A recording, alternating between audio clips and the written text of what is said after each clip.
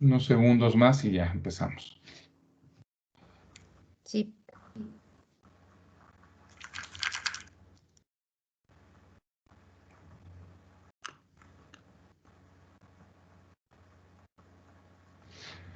Buenas tardes, bueno, todavía son días. Buenos días a todos. Bienvenidos a este evento de la Semana de la Investigación. A nombre de la Dirección de Investigación y Posgrado, les doy la bienvenida a este evento de la Universidad Iberoamericana Puebla, donde el día de hoy vamos a conversar sobre la incidencia social de la investigación en el contexto de la pandemia del COVID-19. Y que, bueno, nos permitirá también reflexionar sobre contextos futuros que también podamos tener en este sentido. El día de hoy me toca moderar y tengo el gusto de que las participantes a este evento sean la maestra, la doctora Marcela Ibarra Mateos, la doctora Laura Bárcenas Pozos y la doctora Erika Escalante Iceta. La doctora Marcela Ibarra Mateos es profesora e investigadora de tiempo completo de la Universidad Iberoamericana Puebla. Es licenciada en Ciencias de la Comunicación por esta universidad, maestra en Análisis Regional en el Centro de Investigación Interdisciplinaria sobre el Desarrollo Regional y doctora en Estudios Científicos Sociales por el Instituto Tecnológico de Estudios Sociales de Occidente, el ITESO, institución hermana nuestra, que se encuentra en la ciudad de Guadalajara. Fue coordinadora del campo de acción en pobreza y exclusión del sistema universitario jesuita en México del 2010 al 2013. De 1998 al 2008 fue responsable del programa de investigación sobre migración de la Universidad Iberoamericana Puebla. Actualmente se encuentra dirigiendo todo el área de economía social de la universidad y también recientemente estuvo al frente de la Secretaría de Bienestar, y decir Secretaría de Desarrollo Social, pero no la Secretaría de Bienestar del municipio de Puebla. La doctora Laura Bárcenas Pozos es doctora en educación, maestra en educación superior y profesora de educación media básica con especialidad en matemáticas. Ha sido profesora de todos los niveles educativos, menos en jardín de niños. Yo he sido profesora en jardín de niños y es maravilloso. Lo más horrible es secundaria, hay que decirlo, por cierto, ¿no? Menos en jardín de niños. Es académica de tiempo completo en la Universidad Iberoamericana Puebla desde 1997, con la categoría de titular 1, en donde ha coordinado el área de orientación educativa y de formación de profesores, además de haber sido directora del Centro de Procesos Educativos. Fue coordinadora del doctorado interinstitucional en educación en esta institución y representante del campo estratégico de acción, modelos y políticas educativas. Actualmente es académica de tiempo en la Dirección de Investigación y Posgrado del Ibero Puebla. Sus líneas de investigación son currículum y modelos educativos, así como sujetos y modelos educativos, aunque los temas sociales urbanos son su permanente preocupación.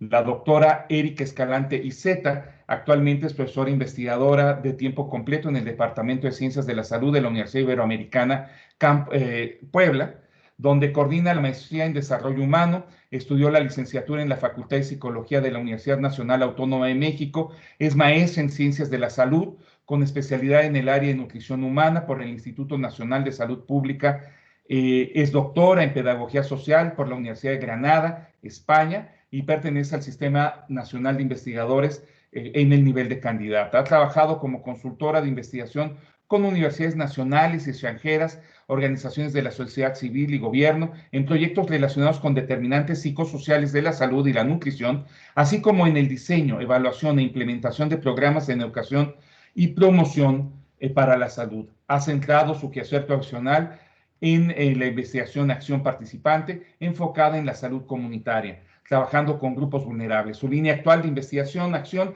está centrada en la prevención primaria y secundaria de la obesidad infantil, manejo emocional de personas que viven con obesidad y diabetes, evaluación cualitativa de programas comunitarios de salud y alimentación sustentable.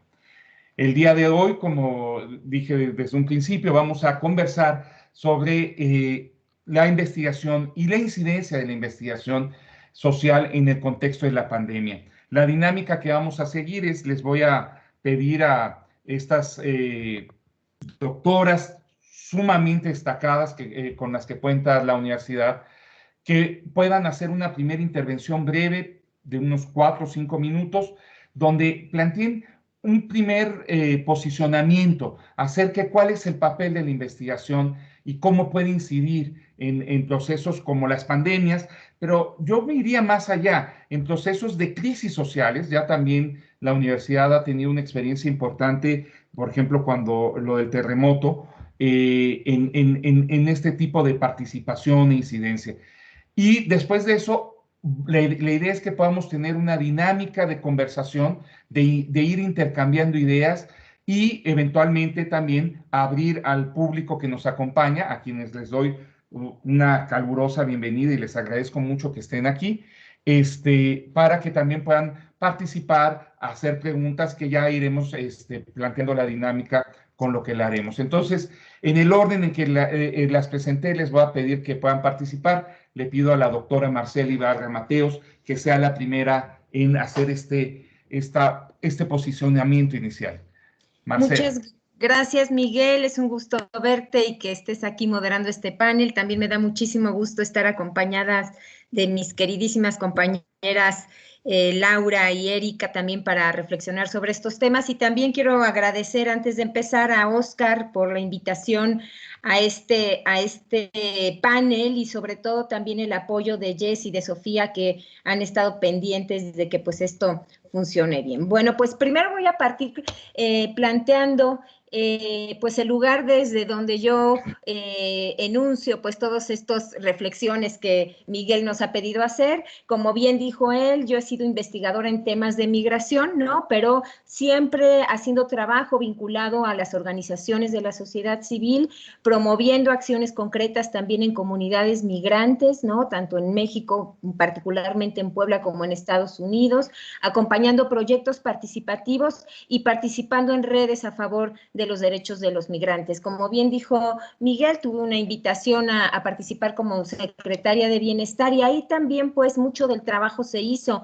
desde una visión de vinculación con las comunidades, con las organizaciones e instituciones de educación superior, así como la vinculación con distintos órdenes de gobierno, ¿no? Tratando de construir sinergias porque uno no lo sabe todo, ni sabe bien todo lo que sabe. Entonces, esta vinculación y este diálogo fortalecen y ayudan también al trabajo en el servicio público. Ahora, como directora de la INES, pues también me encuentro en un grupo de trabajo que históricamente, desde que se formó, se ha movido pues a través de ir tejiendo con aliados, con colectivos, con organizaciones, con grupos y también con gobiernos de distintos órdenes, ¿no? Así como también con el poder legislativo para promover la economía social y solidaria. Entonces, destaco de aquí que históricamente mi trabajo se ha hecho a través del diálogo, del trabajo con una diversidad de actores, pero también poniendo énfasis en la generación de saberes, ¿no? Y de ahí entonces paso también a mencionar dos cosas que me parecen fundamentales que nos ha dejado esta pandemia, ¿no? Por un lado, pues, como lo ubicaron o lo señalaron o lo plantearon las voces que inicialmente empezaron a ver los cambios que los primeros meses, pues, nos enfrentaron, pudimos ver una serie de expresiones colaborativas, ¿no? Cooperativas, pues, para enfrentar las situaciones del confinamiento, de la ya inicial recesión económica que estábamos enfrentando, no solo aquí en México, sino en el mundo. Y por otro lado, también el trabajo que o más bien este nuevo escenario virtual, ¿no? Que sirve ahora para darle un sustento, pues, a las relaciones sociales que se plantean. Entonces, colaboración y escenarios virtuales, pues, además de una profundización de las desigualdades y de la precarización del trabajo, de dar cuenta y de visibilizar pues las condiciones de sistemas de salud, el sistema educativo, etcétera, pues forman parte también de este contexto donde estamos trabajando. ¿Tengo tiempo de seguir avanzando, Miguel, o aquí dejo estas ideas? Sí, tienes tiempo todavía. Okay, perfecto. Entonces, bueno, desde ahí creo que vale la pena empezar a pensar, pues, que la investigación y la incidencia, y me da gusto que en el panel se haya planteado como este eje de investigación e incidencia, porque ambas son muy cercanas, ¿no? Ambas tienen como un objetivo final la transformación de saberes, de conocimientos, de un campo disciplinario, de un cuerpo teórico, de un paradigma o de un campo también interdisciplinario, o también la transformación de modos de hacer o de ser, ¿no? O transformar condiciones también de los sujetos, de las comunidades, de los grupos y de los colectivos. Creo que tanto la investigación como la incidencia tienen un carácter político, o debería de reconocerse también su carácter político. Es decir, en sentido estricto tienen una posición frente al mundo, frente a lo que sucede, y se desarrollan o desenvuelven de un modo en particular que tiene que ver justamente con la mirada, con la forma en que los sujetos que las llevamos a cabo pensamos, analizamos y vemos el mundo, ¿no? Hay epistemologías varias, diversas, herramientas metodológicas varias, diversas, ¿no? El modo de proceder, de acercarnos a los sujetos, de dialogar con ellos, de interpretar lo que dicen, de recuperar información, de transformarla, los datos, de construir devoluciones de información o de detonar procesos son diversos, ¿no? Y yo diría que muy puntualmente en nuestra universidad la investigación y la incidencia han tenido una gran tradición, ¿no? La investigación mucho más situada en el área académica exclusivamente durante muchos años, ¿no? Y la parte de la incidencia mucho más en las áreas de servicio social, de voluntariado, de participación universitaria, pero que justamente con la llegada de ciertas estructuras, como los institutos de derechos humanos, del medio ambiente, el IDIT mismo, el Laboratorio de Innovación Económica Social también, generaron pues estos espacios novedosos donde se integran grupos multidisciplinarios para atender grandes problemas sociales, ¿no? No sé si me da tiempo, Miguel, de plantear qué investigación, qué incidencia. ¿Por qué no damos chance a que planteen lo demás y vamos conversando? Órale, Para que me parece tengamos, muy bien. Entonces, hasta aquí dejo estas primeras ideas. perfecto. Laura, por favor. Bueno, justamente veo que lo que dice Marce se liga muy bien con lo que nosotros decidimos hacer en la Dirección de Investigación y Posgrado.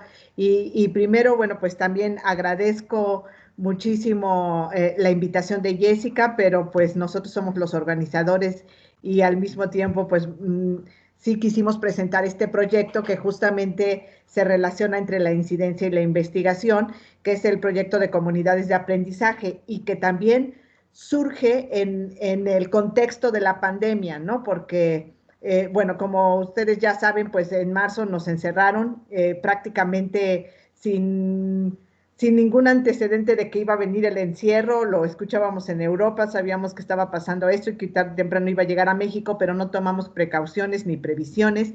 Y lo mismo pasó en las escuelas públicas de todo el país. Inicialmente creo que todos pensamos que la pandemia iba a durar unos cuantos meses, unos pocos meses, y cuando empezamos a darnos cuenta de que se estaba alargando, pues empezamos a tener muchas preocupaciones, muchas angustias, pero digamos que a nosotros en la Dirección de Investigación y Posgrado lo que nos preocupó sustancialmente es qué estaba pasando en las escuelas públicas, qué estaba pasando con el aprendizaje, cómo estaban haciendo los padres, que en ellos recayó la tarea educativa, cómo se estaban conectando los profesores con los estudiantes.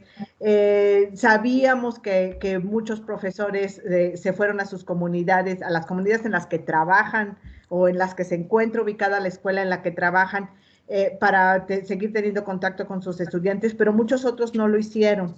También nos fuimos enterando poco a poco que muchos profesores tenían conectividad con sus estudiantes, pero que muchos no la tenían. Y estoy hablando como de los primeros meses de la pandemia, de marzo a junio, en el ciclo escolar, y que las cosas estaban muy desiguales. Entonces, esto que marca Marce ya sobre las desigualdades, lo veíamos muy asentado en el sistema educativo, porque estaban todos los estudiantes que tienen conectividad y que tienen acceso a Internet, y todos los que no tienen ni conectividad, ni un cacharro con el cual conectarse, ¿no? Y del mismo modo, pues los padres de familia que pueden atender a sus hijos, que tienen los conocimientos para ayudarlos a a lograr los aprendizajes, y muchos padres de familia que tienen que trabajar, lidiar con la pandemia, ir a la siembra, y que no tienen tampoco los conocimientos necesarios para apoyar a sus hijos en el aprendizaje.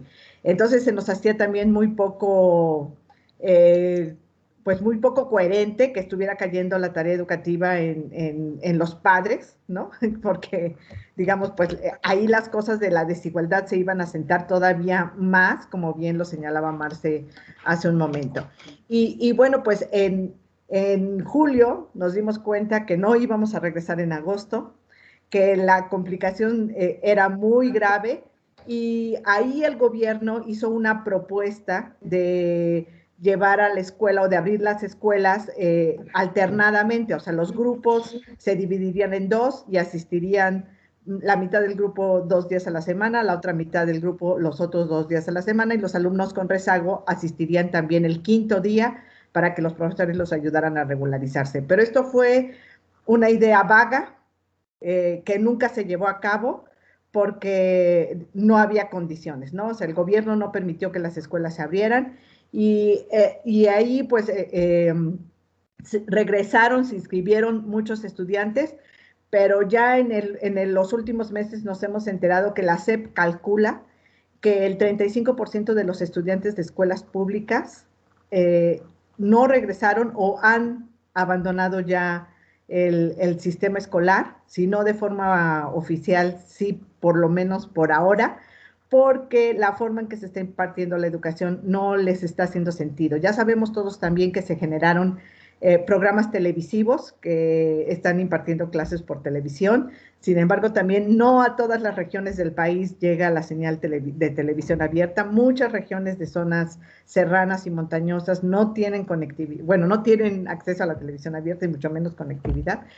Y entonces, bueno, pues todas estas diferencias educativas se están generando en los espacios áulicos. Bueno, ya no podemos hablar de espacios áulicos ahora, sino entre los estudiantes.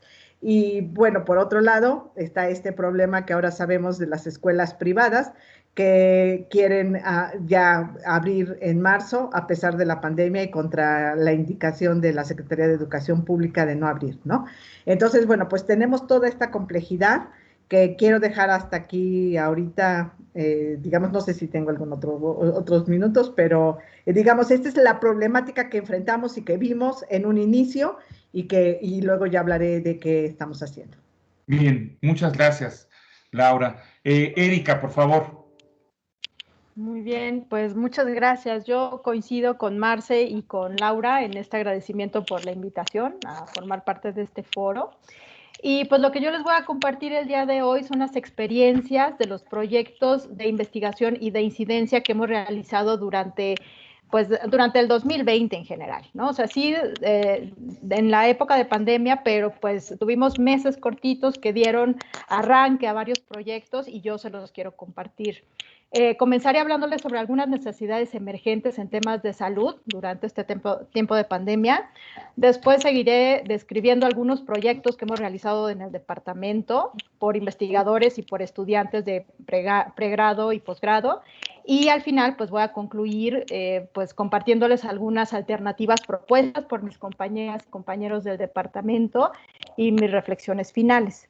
Y en estos 5 minutos, pues para iniciar yo hablarles un poco sobre qué ha pasado en las áreas de ciencias de la salud, ¿no? Pues como todos ustedes ya saben, en las ciencias básicas es la primera vez en la historia de la ciencia que se autoriza el uso de vacunas con tan poco tiempo de experimentación.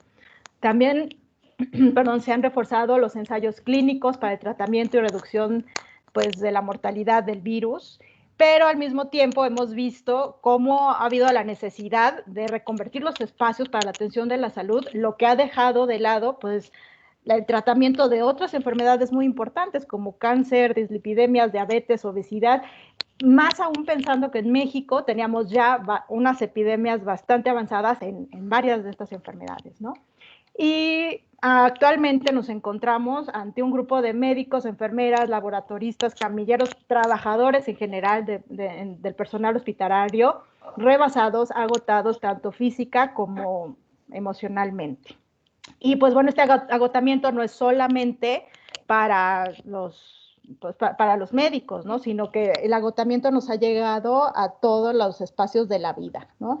Esta época de vida en aislamiento nos ha hecho pues replantearnos bastantes cosas sobre la vida personal y además presentar problemas de insomnio, estrés, mal manejo de emociones, violencias, episodios de suicidio, sedentarismo. Hemos comido la comida chatarra también que más hemos podido en algunas ocasiones.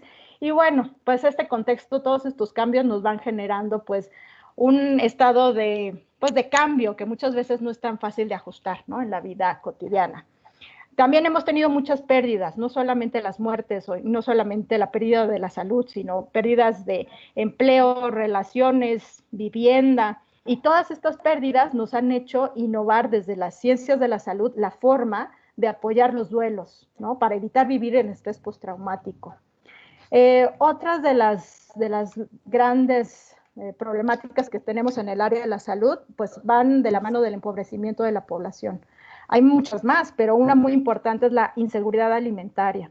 La insuficiencia de alimentos nos tiene que llevar a repensar estrategias de asegurar el acceso a alimentos frescos y también a mejorar la oferta nutrimental de los alimentos procesados. Entonces, bueno, plantear todos estos escenarios nos va a permitir pues ver cuáles son las necesidades de la población y ver cómo desde la academia, cómo desde la universidad, desde los proyectos de investigación junto con los estudiantes podemos hacer propuestas que sean viables para nosotros desde la Ibero Puebla. Y hasta aquí quedo con estas reflexiones. Muchas gracias, Erika. A ver, me parece que el contexto de la discusión es muy interesante porque tiene que ver con el papel del trabajo de las universidades. Hay un debate a nivel nacional que ha sido planteado particularmente desde CONACYT con el planteamiento de que la investigación debe tener una incidencia directa con los procesos sociales, particularmente con la pobreza y eso. Ha sido un debate muy candente, una parte importante de la comunidad científica ha sentido que se está despreciando ciertas áreas de la investigación, pero aquí tenemos que hacer una acotación. Ese debate se da en el contexto general de las ciencias y aquí estamos hablando de las ciencias sociales, que por su naturaleza tienen dos cosas que ustedes han mencionado. Una es, reflexiona sobre la realidad social y en ese sentido está pensando en qué pasa y el elemento central siempre de la discusión social ha sido el cambio. Por ahí lo mencionaron como transformación, yo lo pongo como el cambio social, a veces para evitarlo y a veces para promoverlo.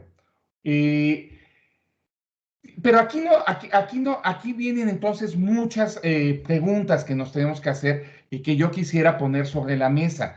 El primero es ese, ¿cuál es el papel de las universidades en la investigación, particularmente en la investigación social, de las universidades en general? Por supuesto, ¿cuál es el papel de una universidad jesuita como la Ibero Puebla? ¿No? Y decía Marcela del sentido político del trabajo de la investigación social. Es cierto, desde el inicio de las ciencias sociales se ha planteado ese componente. Sin embargo, autores como Max Weber, el propio Marx, Martha Nussbaum, siempre han planteado que sí, que tiene ese contenido y que tiene que tener esta impronta, pero al mismo tiempo tiene que haber un proceso de contención, ¿no? Y en ese sentido, ¿qué tanto es transformar y qué tanto es entender y explicar los procesos sociales? Bueno, dado que mi papel es de provocador, pues ahí les dejo esas provocaciones en la mesa. Marcela. Sí, gracias Miguel. Creo que es muy interesante estos que planteas. Mira, yo empezaba justamente mencionando que en la universidad han ido generándose estructuras que han permitido que se impulsen estos procesos de investigación ligados también a la incidencia, ¿no?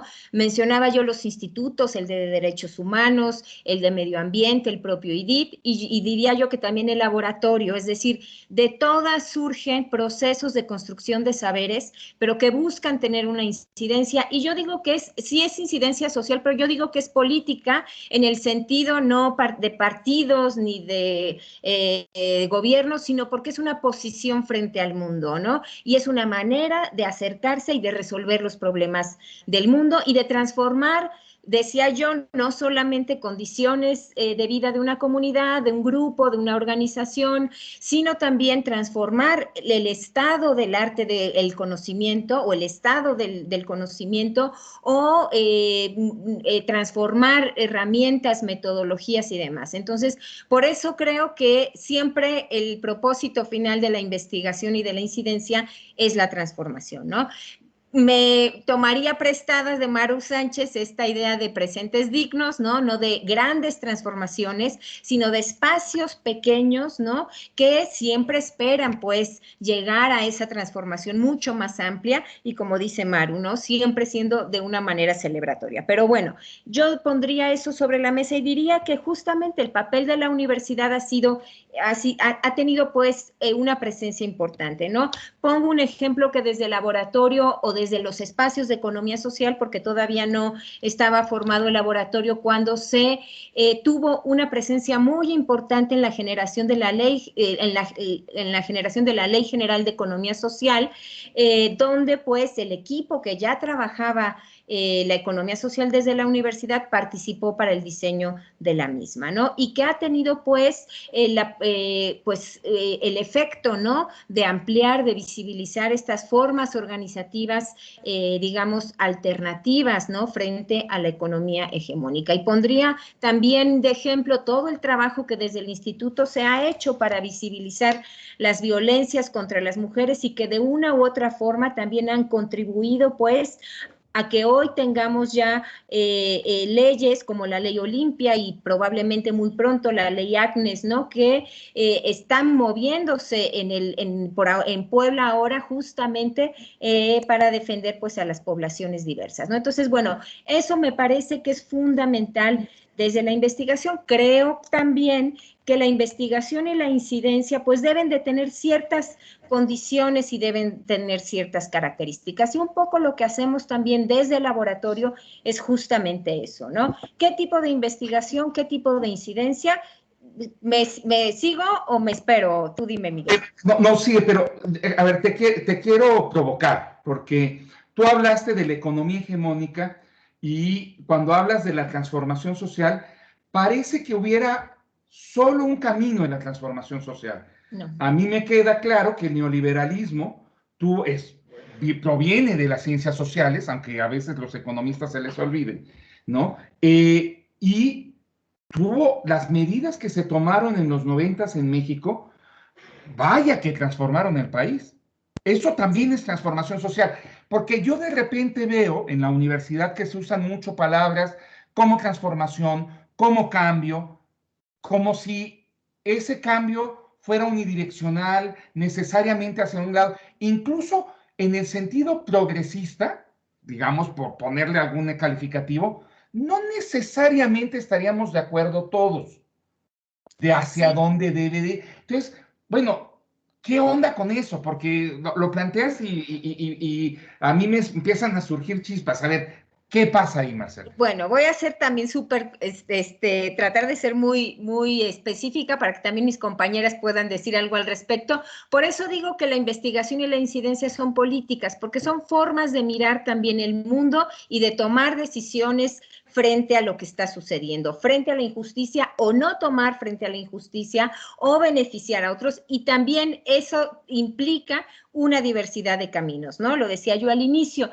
Por eso me parece que es fundamental que en este impulso que desde la universidad se está haciendo a la investigación y a la incidencia, pensemos a la investigación con ciertos elementos, a la investigación y a la incidencia con ciertas características y con ciertos elementos, ¿no? Primero, creo que la investigación tiene que tener una visión territorial, ¿no? David Fernández en el primer panel decía que tenía que ser una visión con el eje de la sustentabilidad. Bueno, yo hablaría más bien de una visión territorial, es decir, una visión multidimensional que tome en cuenta justamente elementos políticos, sociales, ambientales y que se articulan y que dan forma a territorios en específico, ¿no? El territorio como parte de la formación de estas relaciones sociales que se generan. Creo también que la investigación y la incidencia tiene que ser interdisciplinaria y tenemos que promover eso, ¿no? No podemos, como tú dices, tener una sola visión del mundo, ¿no? Necesitamos equipos que articulen esta visión, porque además tener una visión territorial implica articular una serie de dimensiones que requieren, pues, de equipos que puedan justamente poner sobre la mesa todos estos elementos, y una sola persona difícilmente lo puede hacer, porque además tenemos una historia de formación muy disciplinaria en nuestro país. Creo también que la investigación y la incidencia nos obliga a pisar los territorios, es decir, a salir de la universidad, a encontrarnos con los otros, a dialogar con los actores, con los sujetos, con los colectivos, y hoy, en contextos de pandemia, tenemos que aprender a pisar los territorios de manera virtual. Y eso también requiere de ir haciéndose de ciertas habilidades y capacidades que no teníamos, ¿no? También creo que la interlocución con los gobiernos locales, estatales, federales y con el poder legislativo tiene que estar también ahí en medio cuando estamos hablando de esta investigación que tiene una incidencia además en comunidades o en grupos. Creo también que la investigación y la incidencia tienen que ser colaborativas y cooperativas, ¿no? En la toma de decisiones, en la generación de saberes, en la misma transformación, etcétera. Y creo que también desde esta universidad, desde la Universidad Iberoamericana, creo que es fundamental que la investigación contribuya a transformar condiciones de opresión y de marginación, ¿no? Y de exclusión, y a elaborar marcos de comprensión para una elaboración, pues, de formas de atender esto muchos más densas y profundas, ¿no? Sí. Tengo una lista más amplia, pero también creo que Laurita y Erika tienen varias cosas que decir. Ya vamos a haber agotado el tema, porque se ve que lo tienes muy reflexionado. Pero a ver, a mí de lo que está surgiendo es, a ver, primero me llama mucho la atención que lo planteas como un credo, y se lo estoy plazando ya acá a Laura, ¿no? Lo planteas como un credo. Y bueno, creo que hay que ir, ahora sí que creo que hay que ir un poco más allá de eso, que hay que como que establecer lineamientos. Y en lo que tú planteas, Laura, es esta situación de entender la dinámica de los procesos educativos, todo lo que vienen haciendo. A mí me da la impresión de que a veces no hay mejor forma de incidir desde las universidades que explicar y comprender lo que está pasando. Entonces, eso sería una primera pregunta que te dejo ir en el contexto de lo que estás haciendo. Y la segunda es, a ver, ¿cómo deslindamos entre la ciencia social, la investigación, el entender, el comprender y el activismo? ¿O son lo mismo? ¿Cuál sería la diferencia en todo caso, no? Bueno, voy a tratar de responder explicando qué hemos hecho con lo que hemos llamado comunidades de aprendizaje, porque finalmente fue la respuesta que la Dirección de Investigación y Posgrado dio a la situación que antes describí sobre los asuntos educativos, ¿no? Digamos, pensamos que había que construir comunidades de aprendizaje en donde los que saben ayudaran a aprender a los que están con necesidades de aprender o a los que no saben, ¿no? Y con eso no solo me refiero a estudiantes en el contexto escolar o digamos inscritos en un proceso educativo, sino personas de la comunidad que necesitaran aprender algo y que para resolver las situaciones también de la pandemia y que se pusieran en contacto con personas que saben que también pudieran pertenecer a la misma comunidad o no. Este concepto de comunidades de aprendizaje nació en Barcelona y luego fue traído a México por un cuate muy buena onda que se llama Gabriel Cámara, ¿no? Y que ha implementado, pero en el ámbito escolar, eso hay que decirlo muy claramente, desde el gobierno de Vicente Fox. y que han trabajado particularmente en Nayarit, en Aguascalientes, San Luis Potosí, Querétaro y estados de la República Mexicana que están más hacia el occidente de la República. Y que cuando acabó el gobierno de Vicente Fox ya no extendieron. Han seguido trabajando ellos, pero solo en nivel de secundaria, en telesecundarias particularmente, y en estos estados de la República. Sin embargo, el concepto es muy bueno, porque alguien que sabe enseña a alguien que no sabe. Ese es el principio de la comunidad de aprendizaje. Nosotros tratamos de traerlo, pero al darnos cuenta que era en el contexto escolar, decidimos revisar la propuesta de Barcelona y ahí nos dimos cuenta que está más extendido y más amplio hacia personas de la comunidad que favorecen aprendizajes al que necesita aprender algo, ya fuera del contexto escolar. Y entonces empezamos a trabajar con 3 escenarios, particularmente Chonaca y el Centro de Bienestar Social, Valle del Paraíso, y bueno, Casa de Ibero en Valle del Paraíso, y en Mazatlán, que es una comunidad serrana en Oaxaca. Pero el punto de partida era que ya tuviéramos contacto con estos centros, porque precisamente por la pandemia y la limitación de la pandemia, no podíamos ir a contextos que no conocíamos, donde no nos conocían, donde era complicado entrar. Entonces, un primer punto fue entrar en contacto con alguien con los que ya tuviéramos contacto previo. Y de estas 3 comunidades, empezamos bien con Chonaca y con Mazatlán. Con Valle del Paraíso no fue posible porque estaba cerrado por la propia pandemia, ¿no? Y porque la Ibero tenía cerrada Casa Ibero.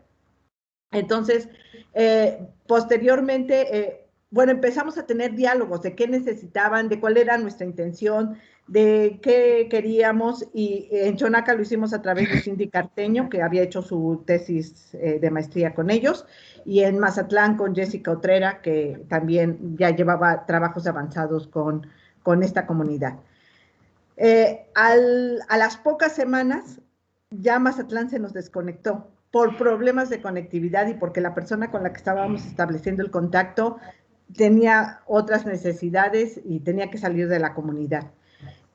Y seguimos trabajando con Chonaca, pero en Chonaca ya había trabajos previos de procesos de aprendizaje con miembros de la comunidad. Entonces, con ellos nos fuimos relacionando y la conexión entre Cindy y ellos y nosotros ha sido clave. O sea, si Cindy no hubiera estado, tal vez también hubiéramos perdido la conexión con Chonaca. O sea, quiero decir que ha habido conexiones previas que nos han permitido ir haciendo los contactos.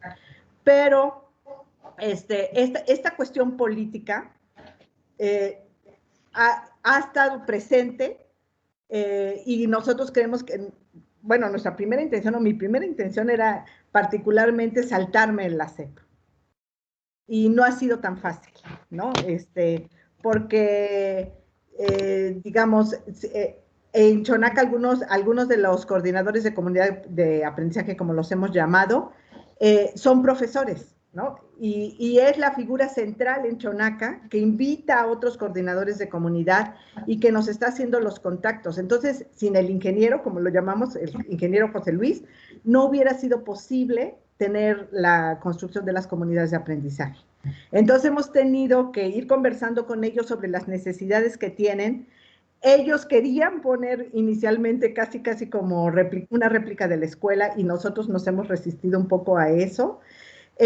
Y luego no ha sido posible porque la pandemia no lo ha permitido. O sea, no hay formas de abrir el Centro de Bienestar Social en Chonaca para poder iniciar las comunidades de aprendizaje. Pero la idea es que los estudiantes vean los programas de televisión, porque es lo que tienen acceso, tengan contacto con sus profesores y vengan a preguntar a los coordinadores de comunidad sus dudas para lograr sus aprendizajes.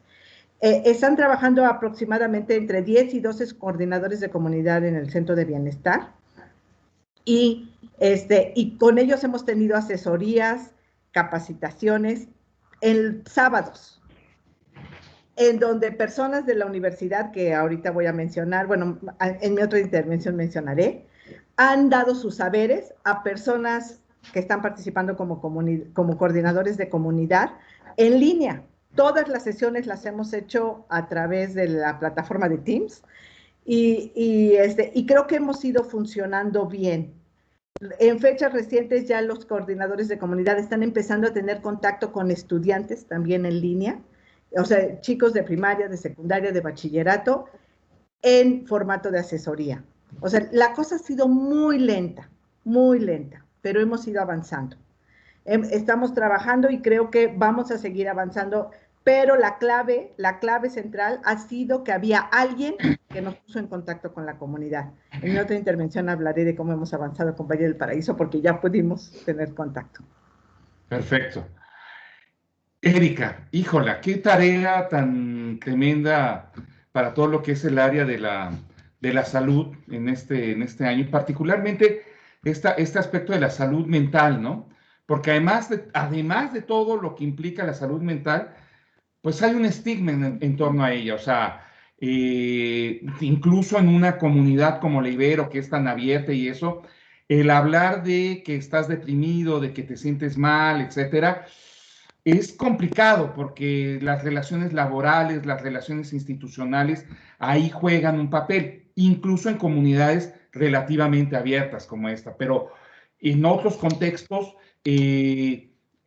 sabemos de estos esquemas de tienen que ir a trabajar, no importa bajo qué circunstancia, eso ha favorecido el contagio. Y aquí no estoy hablando solo de los que tienen que salir a trabajar, que hablamos mucho en los últimos meses de todo el comercio informal, de todos los trabajadores que no tienen de otra y que tienen también un contexto muy particular, sino incluso aquellos que están en sectores formales, pero que reciben una enorme presión de parte de sus empleadores.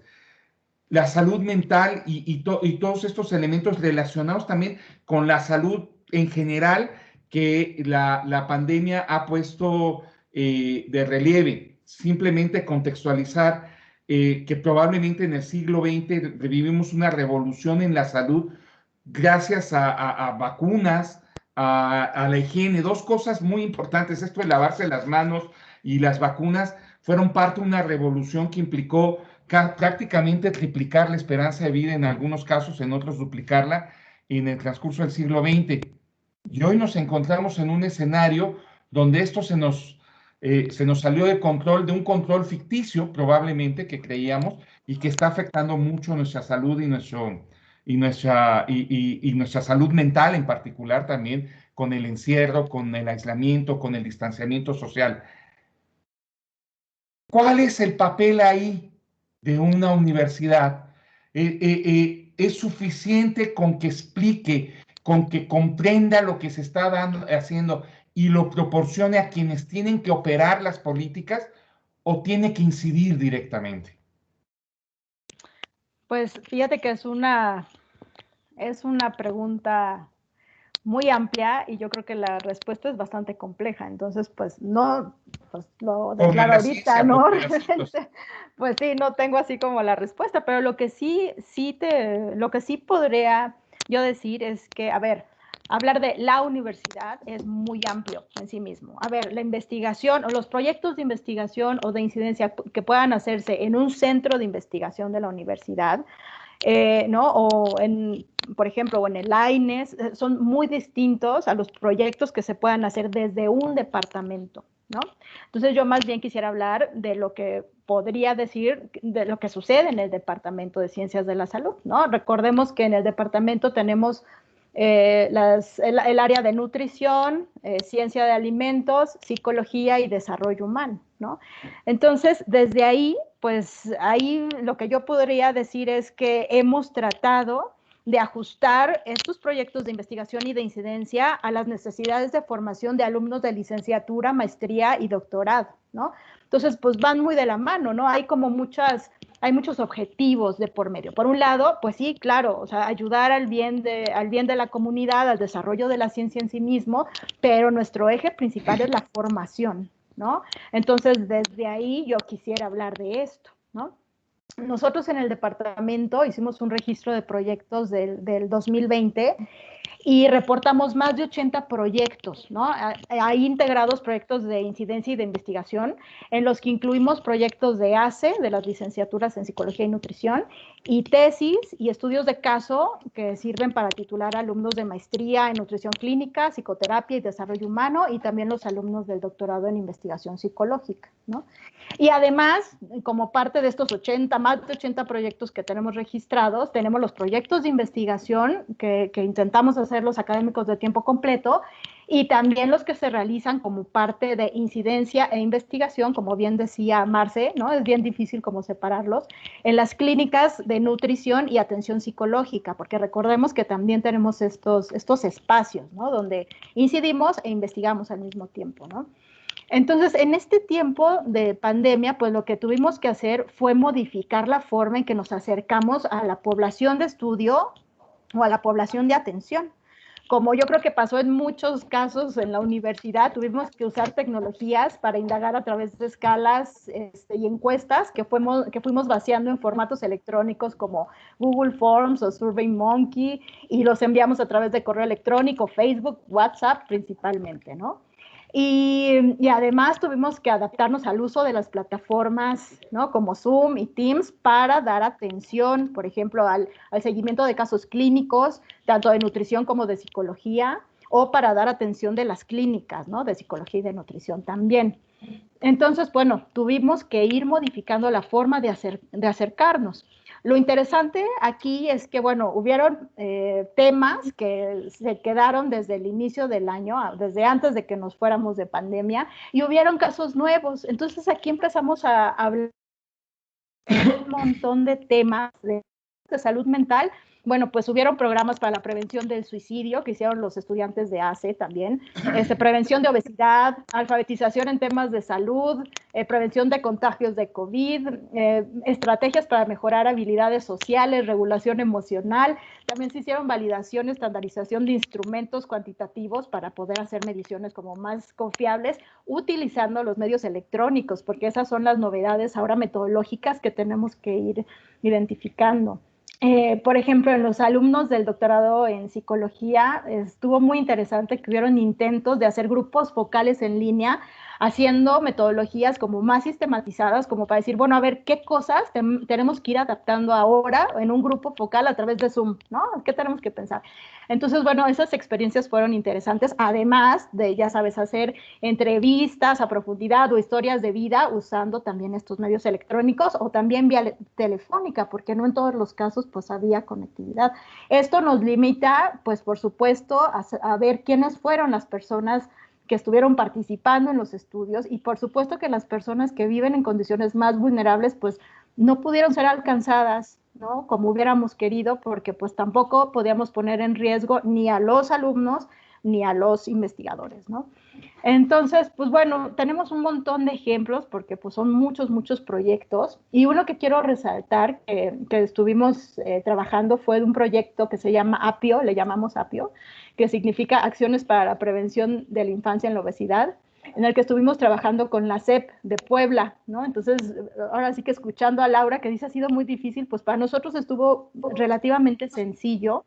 Estuvimos trabajando con más de 100 profesores de escuelas de nivel primaria, públicas y privadas, y a través de videoconferencias estuvimos dando acompañamiento y videotalleres sobre temas de autocuidado de la salud, manejo de emociones, crisis, duelos, todo sobre cómo los profesores podían vivir en bienestar para poder seguir acompañando a sus alumnos con toda esta revolución de formas y de tiempos, ¿no?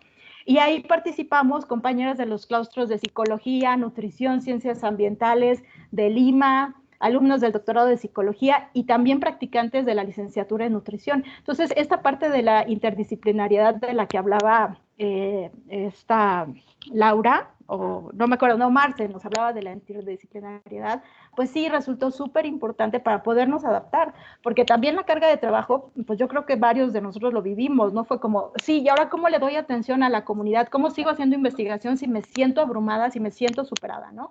Entonces ahí lo que tuvimos que hacer fue trabajar en equipo, ¿no? Y la verdad es que nos resultó bastante bien.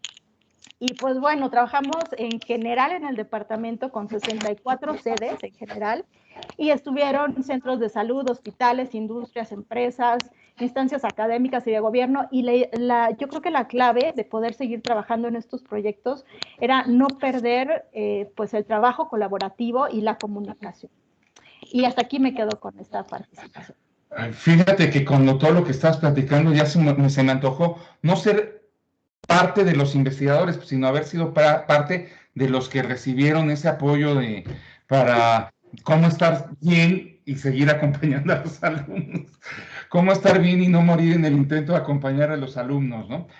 Les voy a proponer que hagamos como, no es una ronda de cierre, sino más bien es como una ronda de un primer cierre para que abramos la discusión a todos los que nos están acompañando y podamos de alguna manera empezar a interactuar en ese sentido. Entonces, en el mismo orden les voy a pedir que puedan cerrar las ideas que consideran más relevantes. Ahí creo que están planteadas ya varias preguntas y varios cuestionamientos, y entonces que ustedes los puedan retomar y puedan contextualizarlos cada una de ustedes desde su propia experiencia. Marcela, por favor.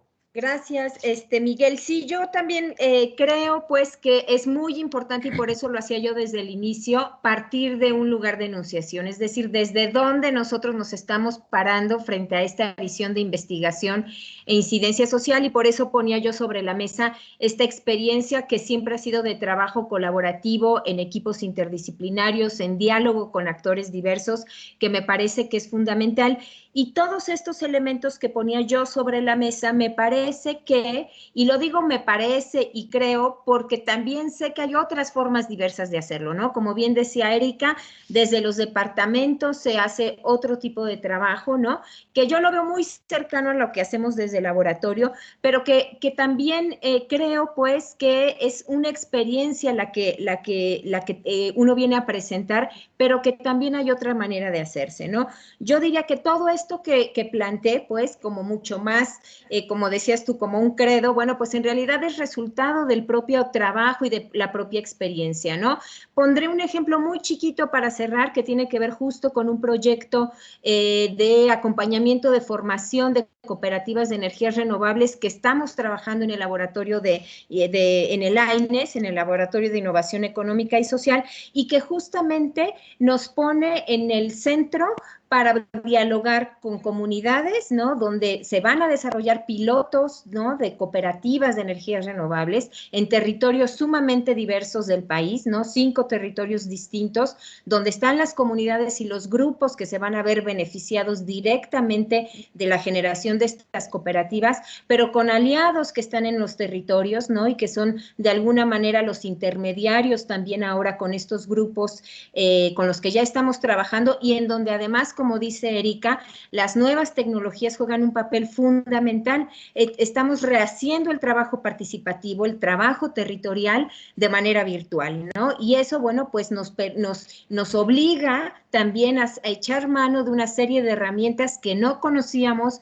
que no dominábamos y que ahora pues son las aliadas también para tener este acercamiento. Estamos en diálogo con las fundaciones que están también financiando los proyectos, ¿no? Y entonces el trabajo se mueve todo el tiempo en estos distintos niveles, con el gobierno federal también, ¿no? Que es otro de los actores que está involucrado, y al interior el equipo mismo que está, que genera un diálogo con un equipo técnico, ¿no? Que conoce perfectamente cómo funcionan estas nuevas tecnologías, los paneles solares y todas estas terminologías técnicas que hemos tenido que aprender también.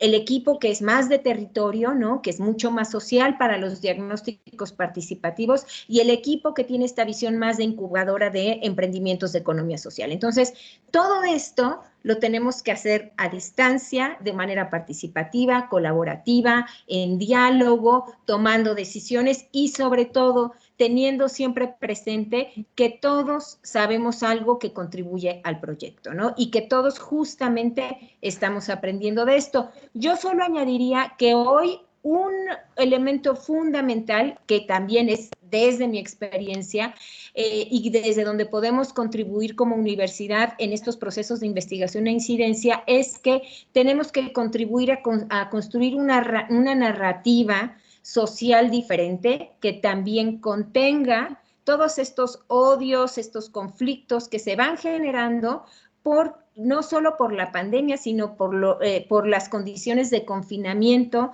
de una profundidad más grande de las desigualdades, ¿no?, que estamos encontrando. Y que me parece que también mucho del trabajo que hacemos colaborativo, en diálogo horizontal, contribuye también a mejorar esto que se llama de manera muy general tejido social y que no es otra cosa más que contribuir a fortalecer las relaciones de solidaridad y de confianza que realmente están rotas en nuestro país en contextos, bueno, pues ya sabemos, de violencia. Y me parece que ese es también parte de lo que nosotros podemos hacer en pequeños espacios, ¿no? No hablo de una transformación total, sino de pequeños espacios donde se puede ir haciendo este proceso, ¿no? Ahí dejaría yo mi primer cierre, pues, de participación. Por favor, Laura. Sí, bueno, yo quiero compartir con ustedes esta breve presentación solo para hacer evidente que en la formación que hemos tenido particularmente con el Centro de Bienestar Social de Chonaca, pues las fechas y las personas de la comunidad universitaria que nos han ayudado a capacitar a los coordinadores de comunidad en Chonaca, y también, digamos, que han dado pláticas a la comunidad en general, y los temas que hemos abordado. Esta tabla es del 2020, de la capacitación que hubo en el 2020, entre noviembre y diciembre, y luego la que tuvimos en enero y febrero de este año, ¿no? Y han participado, pues, muchas personas de la comunidad, pero sobre todo en el Centro de Bienestar Social de Chonaca, pues las personas han quedado muy agradecidas con lo que hemos podido compartir, todo, como dice Marce, en línea y a través del Teams, con la intención de ir avanzando en la formación, pero también de ir generando estas comunidades de aprendizaje. Menciono rápidamente a mis compañeras que han participado, todas mujeres, ¿no? Susana Cruz, Guillermina López, Belinka González, Mónica Palafox, mis compañeras de nutrición, Leti Posada y Rosy Salmerón, y 2 estudiantes de la licenciatura en nutrición que dieron estas pláticas. Bueno, Laura, y ahorita que dices que todas mujeres, me atrevería a preguntarte, ¿es intencional o ha sido...? No, nosotros fuimos casual? por los departamentos presentando el proyecto e invitando a la participación, y las personas fueron levantando la mano. También dialogamos con el Centro de Bienestar Social de Chonaca sobre cuáles eran las necesidades, y entonces fuimos empatando, digamos, necesidades con personas que habían levantado la mano. Les torcimos un poquito el brazo a algunas, pero particularmente todas han dado su tiempo, porque tengo que decir que no nos han cobrado un centavo, que toda la intervención ha sido en sábado, que en sábados, pues particularmente, por eso puse las fechas, para que si lo quieren corroborar. Ha sido muy interesante porque ha sido de buena voluntad, ¿no? Y ahora que hemos abierto con Valle del Paraíso, digamos, también hay una muy buena voluntad de Vero Rosas, de Yulitsin Granados, de Cone Cuétara, que nos han abierto la puerta en Valle del Paraíso y nos están haciendo la conexión. La primera conexión que ya tenemos con Valle del Paraíso es con los profesores de la escuela primaria, que trabaja en 2 turnos, y que próximamente ya vamos a trabajar con ellos, porque como nos decía Vero Rosas, unos tienen mucho desarrollo en tecnologías de información y comunicación y otros no tienen nada y están apanicados, ¿no? Entonces vamos a trabajar con ellos en formarlos sobre estas tecnologías para que puedan empezar el contacto con sus estudiantes. Entonces también es importante decir que en cada comunidad de aprendizaje hay necesidades diferentes y formas de interacción entre nosotros y la comunidad de forma diferente, y estamos dispuestos a entrar en colaboración con ellos, con las necesidades particulares y específicas que tienen, ¿no? Entonces, bueno, pues estamos abriendo, seguimos en contacto con las 3 comunidades, porque incluso con Mazatlán, aunque se ha cerrado un poco o fue un poco más difícil la comunicación, les enviamos todos los materiales que estamos generando. Ahí quiero hacer hincapié en que Sofía Villafuerte ha hecho un trabajo extraordinario en la creación de videos, o sea, de estas capacitaciones que vamos dando. genera un video y se lo estamos enviando a Mazatlán. Y entonces, bueno, pues seguimos en comunicación, seguimos en contacto y agradecemos a todas nuestras compañeras que han colaborado con nosotros en el CEBIS, porque sin esta colaboración, sin esta interacción participativa, hubiera sido muy difícil lograrlo. Seguimos trabajando, no hemos terminado, eso es muy importante decirlo. Aquí me quedo. Erika, redondea un poco las ideas y va a haber más espacio para seguir conversando, pero para que podamos abrir la discusión. Muy bien, bueno, pues yo para cerrar pues esto no quisiera hablar como desde mí, sino desde las propuestas de mis compañeros del Departamento de Ciencias de la Salud. Hubieron varias, pero una que me llamó bastante la atención y que quiero compartir fue el proponer desarrollar brigadas de salud mental y alimentación capacitadas por expertos para cuando nos toque regresar a la universidad, ¿no?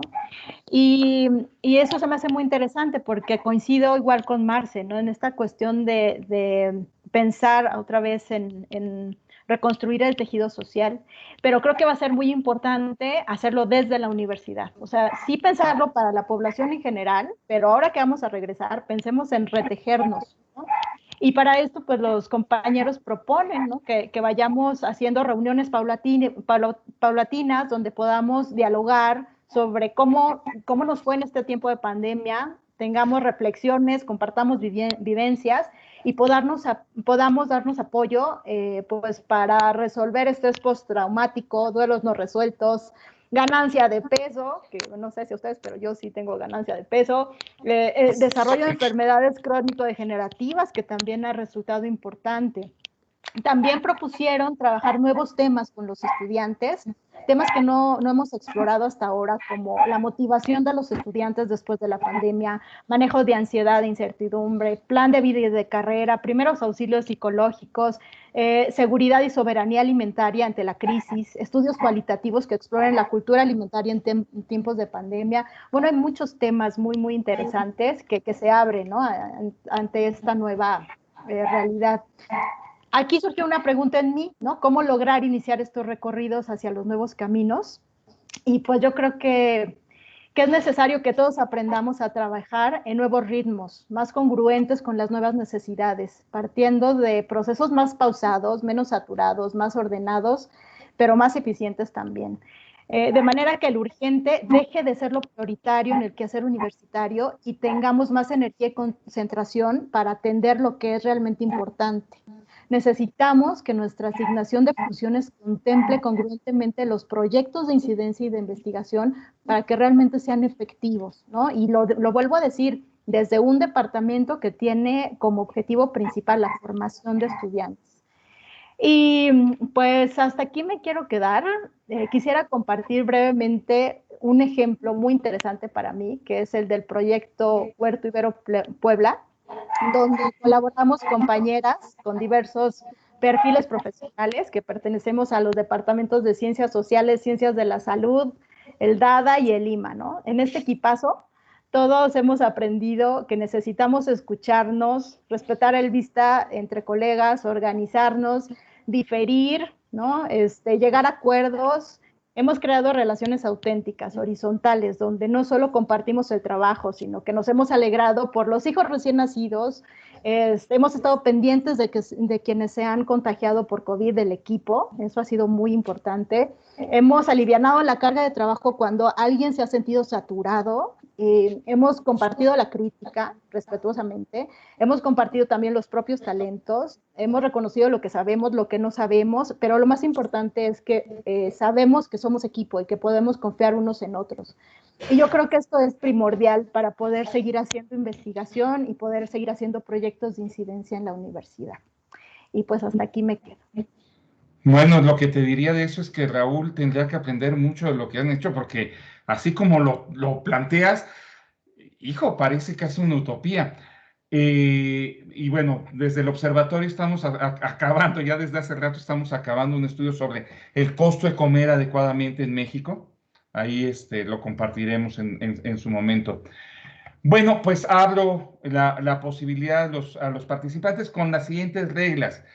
Bueno, le hemos pedido a nuestras panelistas que sean, que se contengan un poco y no se alarguen tanto, mucho más se los vamos a pedir a ustedes. Entonces, máximo van a ser 90 segundos los que van a tener para hacer una pregunta, una reflexión, una participación. Entonces, también voy a tratar, en la medida de lo posible, de darle, de ver si en el chat aparece alguna pregunta, pero si alguien quiere hacer una participación, por favor, siéntase en libertad de levantar la mano para poderle dar la palabra.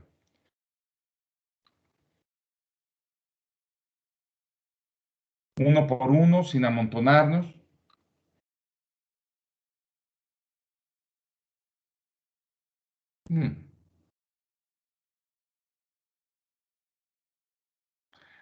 Jessica, por favor. Perdón. Se va a ver un poquito mal que yo misma esté pidiendo la palabra porque formo parte del proyecto, pero me gustaría resaltar que lo hecho en el proyecto del que nos estaba compartiendo Laura, por resaltar lo que estaba platicando precisamente Marce, ¿no? De estos pequeños cambios, de esta participación que hemos tenido como acompañantes, de un proceso que ya la comunidad de por sí realizaba, que más bien llegamos a hacer ese fortalecimiento o una especie de guía con estas capacitaciones o con el simple escuchar y dialogar para entender el proceso que ya estaba llevando la comunidad. Y lo que me lleva a decir o comentar la pregunta que ponías, Doc, en la mesa, yo creo que son ambas cosas, es el entender y explicar la realidad y también transformarla. Creo que va de la mano forzosamente y en ese mismo camino nos lleva a nosotras y a nosotros como investigadores reflexionar qué hacemos ahí, ¿no? ¿Cuál es nuestra tarea, nuestro campo de actuar en ese espacio en el que estamos trabajando?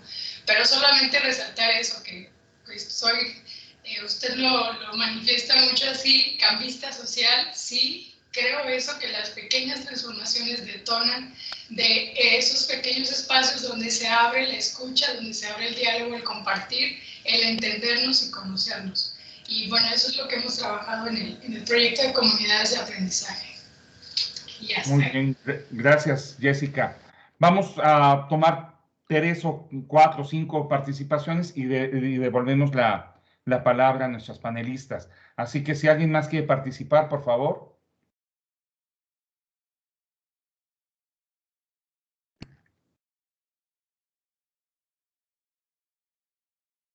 Y si no, pues a ver, Sandra Sofía Smithers. Sí, hola. Bueno, antes que nada, muchas gracias por tan bonita información y tan bonito panel. A mí me gustaría preguntar, ahorita en este momento, 2 cosas. ¿Cuál es el siguiente paso en la lista, si tuviéramos que nombrarlo de alguna manera? ¿Cuál es el siguiente paso? ¿Y cuál es el mayor reto en este momento a nivel pandemia? Que claro, la distancia, pero además de la distancia, ¿cuál va a ser el siguiente reto que siga en el proceso? Ok. ¿Alguien más, por favor?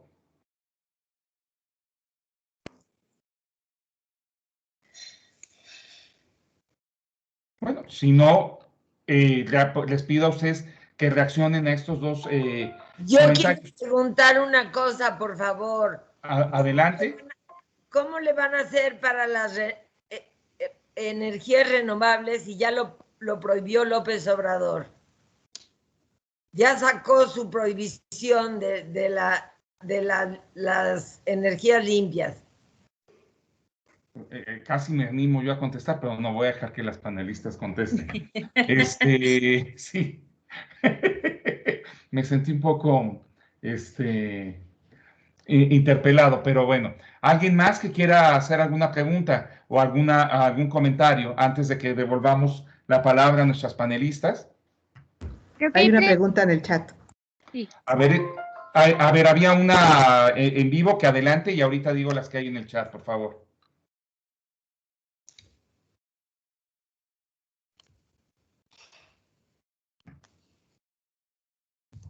¿no? Bueno, a ver,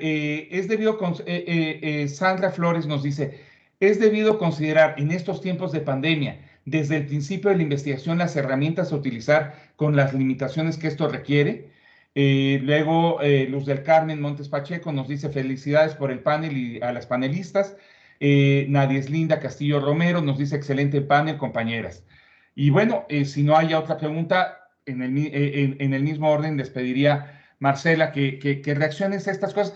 Y yo quiero reaccionar un poco a lo que decía una de las intervenciones sobre el cambio, porque yo insisto, ¿cómo entendemos el cambio? ¿Hacia dónde el cambio? ¿No?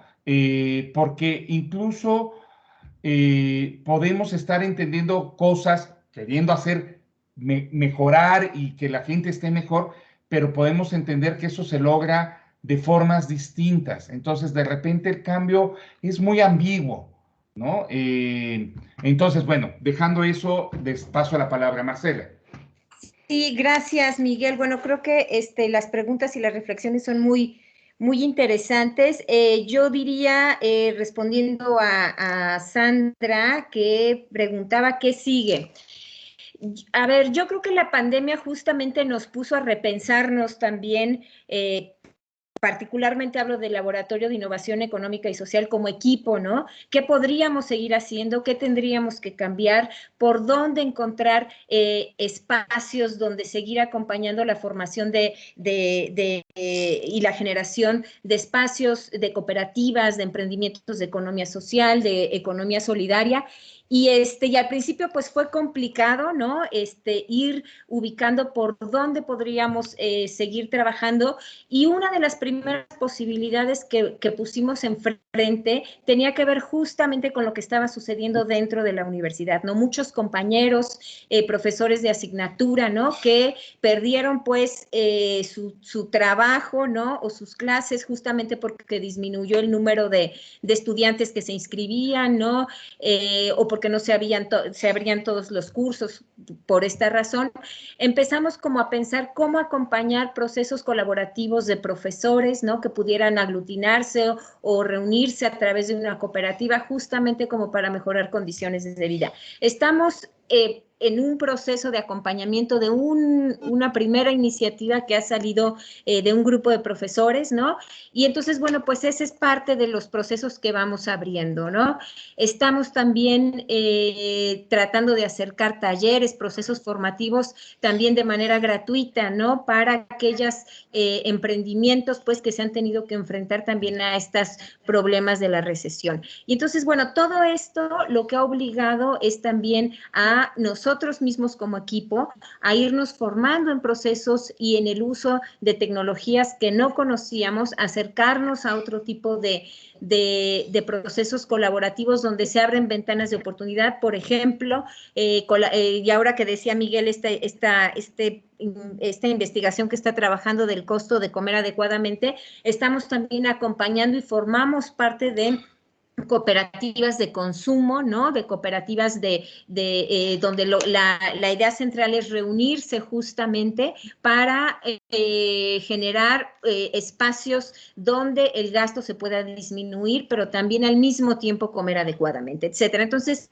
han salido una serie de líneas de posibilidades para acompañar la generación de cooperativas. Y esta pregunta que lanzan a propósito de las cooperativas de energías renovables, ciertamente, ¿no? Nos estamos enfrentando a una ley de energía, pues, que restringe, y yo digo que restringe, no que desaparece, pero que sí restringe mucho las posibilidades de que la energía renovable pueda ser producida de manera colectiva, ¿no? Ciertamente ese es uno de los grandes desafíos que tenemos, y estos acompañamientos tienen que ver también con este otro equipo técnico, ¿no? Afortunadamente siempre hay una grieta por donde uno puede vincularse, ¿no? Y hay cuestiones muy técnicas que nos permiten, ¿no? Y que tiene que ver con temas de voltaje y demás, que la ley sí permite, ¿no? que se produzca energía renovable hasta un cierto límite, ¿no? Y entonces estamos justamente tratando de encontrar los modelos de negocios de cooperativas adecuados para cada uno de los territorios donde estamos trabajando, ¿no? Y entonces es un trabajo que implica tener también un conocimiento de la legislación, para poder entender las grietas de estas legislaciones y las capacidades y los intereses que cada uno de los grupos de estos diferentes territorios están teniendo, ¿no? Ciertamente es una enorme dificultad la que estamos enfrentando, pero que sí hay posibilidades pequeñas para la generación, ¿no? Para la producción de energías renovables y para el consumo, ¿no? Que no necesitemos, pues, del permiso de conexión con Comisión Federal de Electricidad. Ahorita que estás haciendo este planteamiento, y también quisiera planteárselos a Laura y a Erika, ok, me quedó muy claro todo lo que están haciendo en términos de intervención. Cuéntanos un poquito, aunque sea brevemente, qué es, o sea, la parte de la investigación. Sí, claro que sí. Bueno, la parte de la investigación trae de sí un diagnóstico participativo que incluye no solamente conocer la capacidad organizativa y condiciones de vida de los grupos de cada uno de los territorios donde estamos trabajando, sino también un diagnóstico de actores, ¿no? Alrededor de los cuales vamos a poder nosotros ir tejiendo sinergias en cada uno de los territorios, y también un diagnóstico de las capacidades energéticas que se pueden tener en cada uno de los territorios, ¿no? Esto, por supuesto, pues lo tenemos que estar haciendo a la distancia, ¿no? Ya Erika mencionaba entrevistas, grupos focales, ¿no? Con todas las limitaciones que además las conexiones nos van generando, ¿no? Entonces tenemos estos diagnósticos de investigación que nos permiten entender capacidades organizativas, técnicas, energéticas y sociales, ¿no? Haciendo este mapeo de actores, ¿no? Y luego, bueno, pues todo el proceso que tenemos es un proceso que se va a ir documentando, que se va a ir sistematizando y que justamente nos va a permitir ir también reflexionando en torno a los procesos participativos que estamos teniendo también en los territorios, ¿no? Es una investigación, digamos, mucho más ligada a la investigación participativa. Me recuerda mucho al ciclo de la política pública, donde tienes un diagnóstico, un diseño, una implementación y una evaluación, ¿no? Así es que es algo que generalmente no se hace incluso en nuestras propias investigaciones, ¿no? Evaluar realmente que lo que hacemos esté funcionando para lo que dijimos que iba a servir, ¿no? Eso. Laura. Sí, bueno, justamente nosotros también tenemos una investigación, acción participativa, ¿no? Donde nosotras mismas estamos siendo sujetos de investigación e investigadoras, ¿no? Y además, bueno, pues nos estamos implicando de diferentes formas, como ya lo mencionaba anteriormente, en los diferentes contextos. Habría que decir también que no dije antes que en Valle de Paraíso ya tuvimos contacto, o ya tuvimos la necesidad de tener contacto con la Secretaría de Bienestar del municipio, o sea, con Enrique Glockner, esta secretaría que dejó Marce y que ahora que tomó Enrique Glockner, y ya pues estamos ahí viendo la forma de generar conectividad de internet, porque ese es el principal problema que tenemos en Valle del Paraíso. La mayoría de la gente en Valle del Paraíso no tiene conectividad de internet, a diferencia de Chonaca. Entonces, pues no podemos crear comunidades de aprendizaje ni siquiera en la distancia porque no hay conectividad, ¿no? Entonces, ese es el reto, respondiendo a la pregunta que nos hacían hace un rato, ese es el primer reto que tenemos que resolver, cómo nos conectamos, cómo nos interconectamos con las personas de Valle del Paraíso para poder generar una comunidad de aprendizaje. Con Vero Rosas y con Jules Granados veíamos que la posibilidad es a través tal vez de algunas madres de familia, pero esto no es garantía, digamos, si primero no tenemos resuelta la conectividad, porque también la Casa Ibero está abriendo poco y digamos, muy limitadamente. Entonces, pues sí, ese es el primer reto que tenemos que resolver y que estamos tratando de resolver a través de Enrique Glockner. El otro problema central en Valle del Paraíso es la alimentación. O sea, lo que nos decía primero, lo primero que nos dijo Vero es, mucha gente no tiene que comer y mucha gente ha abandonado a la escuela porque lo primero que tiene que resolver es la alimentación. Entonces, bueno, pues ahí tenemos otro reto y otra situación compleja que vamos a tener que resolver, que no se nos ha presentado en Chonaca. En Chonaca, más o menos, pues la gente ha ido resolviendo y no tiene estos problemas. En Mazatlán, el problema es la conectividad también, ¿no? Y además que, por ejemplo, los programas televisivos de Aprende en Casa no les han llegado porque no tienen televisión abierta o señal de televisión abierta. Entonces, bueno, pues los problemas son muy diferentes y también son muy complejos y tenemos que irlos resolviendo pues poco a poco, ¿no? Yo no tengo respuesta para esto de las energías no renovables o de energías alternativas, porque nosotros no estamos trabajando en ese campo, pero pues sabemos que tarde o temprano esto nos va a impactar de alguna forma por la interconexión, ¿no? Porque pues es una forma tal vez alternativa de resolver, pero que en este momento no tengo una respuesta en particular. Y entonces, bueno, pues queremos agradecer a todas las personas que nos han ayudado, pero también sabemos que estamos entrando de diferentes formas, en diferentes niveles y de diferentes con diferentes problemas en los diferentes contextos con los que estamos trabajando, y también queremos decir que de alguna forma pensamos que tenemos que ya ir caminando hacia otras comunidades para abrir nuevas comunidades de aprendizaje. Y pues ahí lo dejaría por ahorita. Ok, hay un comentario y un comentario pregunta que creo que es muy pertinente ahorita que vas a participar, Erika. Dice, bueno, es el comentario de Eric Ramírez. Felicidades por este panel tan interesante. Mi pregunta es referente a la salud mental y la generación de espacios post-pandemia.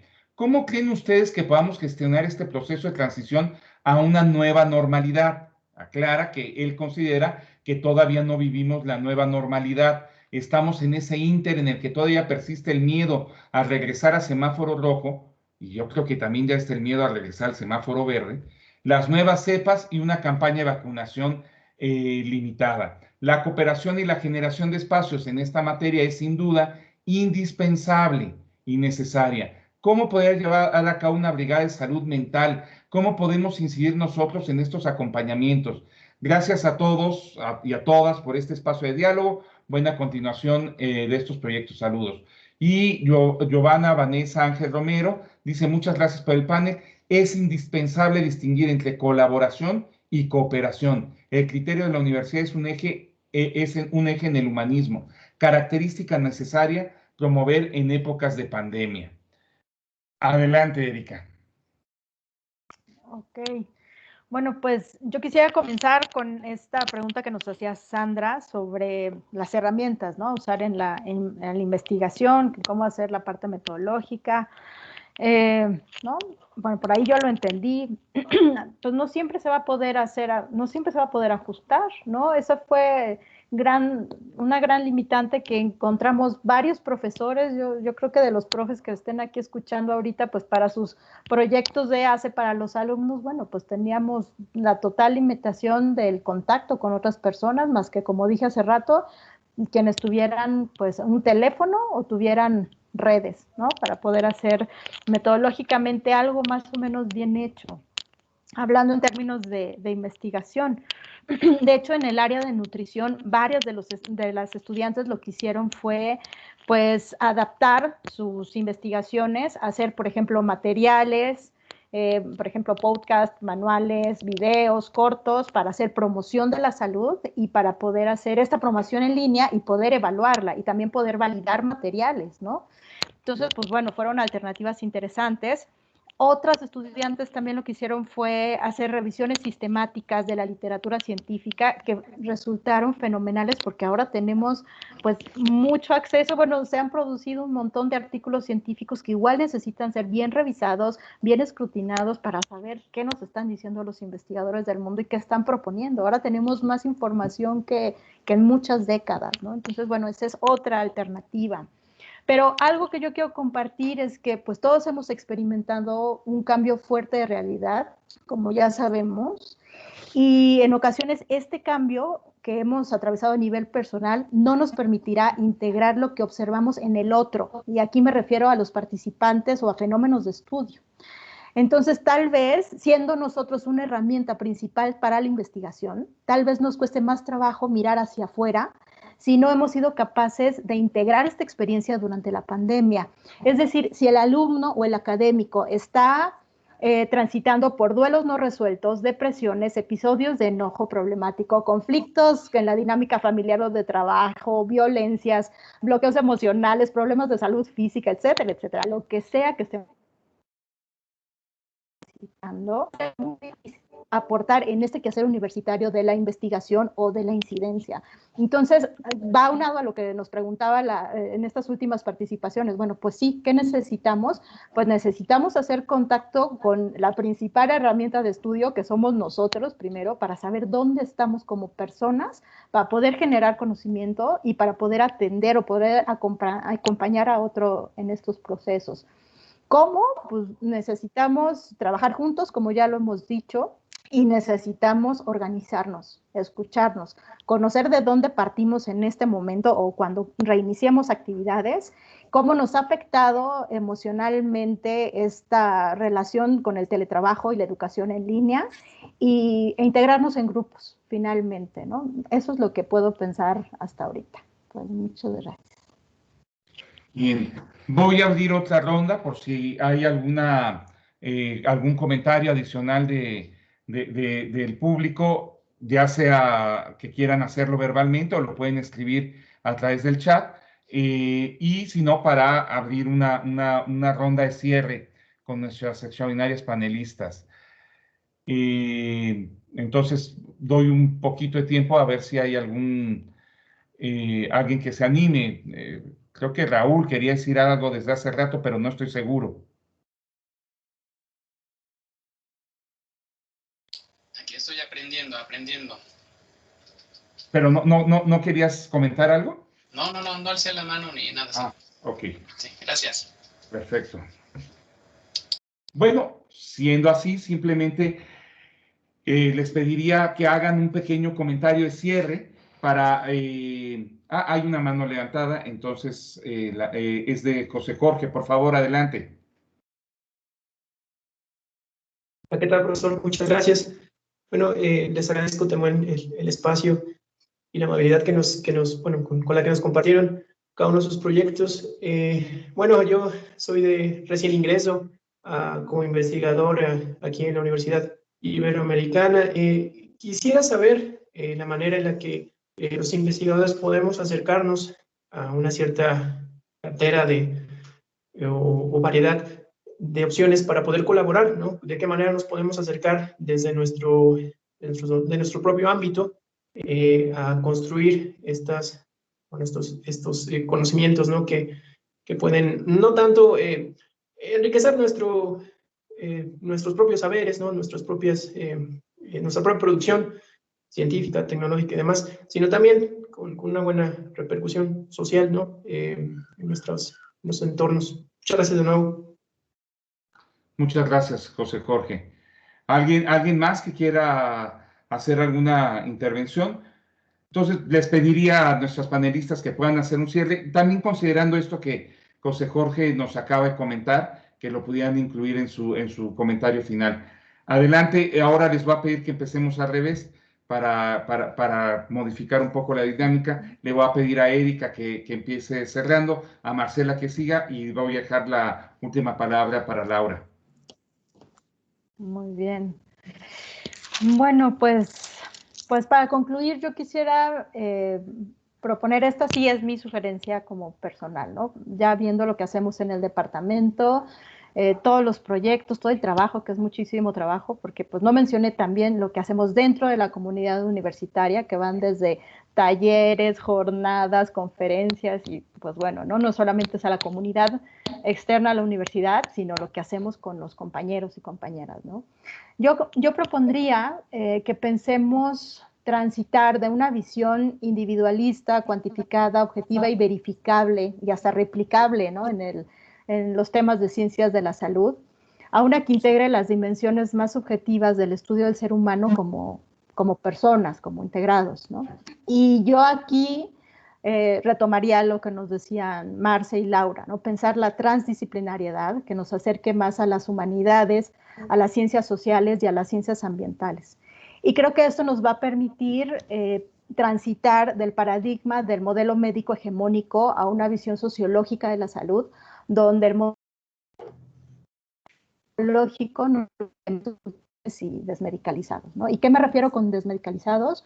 Pues este impulso que de pronto tenemos una situación de emergencia y tenemos un impulso de pretender acciones automáticas o intervenciones inmediatas ante problemas que son muy complejos y que requieren tiempo, análisis y paciencia para su comprensión, ¿no? Y bueno, finalmente en este tiempo de pandemia me ha quedado más que clara esta necesidad de repensar la salud, de hacer equipo, personalmente salir de mi zona de confort, de apostarle a la continuidad de los proyectos, de fortalecer los vínculos con asociaciones de la sociedad civil, de buscar fondos, de cuidar mi salud mental, ¿no? Antes que nada, de hacer amigos y de confiar en que podemos trabajar juntos.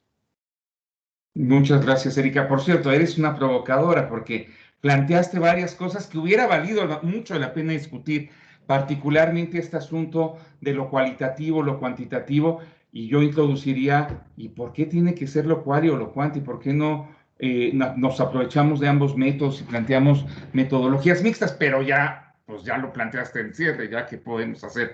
Entonces, Marcela, te pediría que hagas un comentario de cierre. Gracias, Miguel. Bueno, pues creo que ha sido como un diálogo muy rico escucharnos. Y yo partiría diciendo pues que desde el Laboratorio de Innovación Económica y Social entendemos la economía social y lo voy a decir porque creo que también explica mucho de la manera en que trabajamos.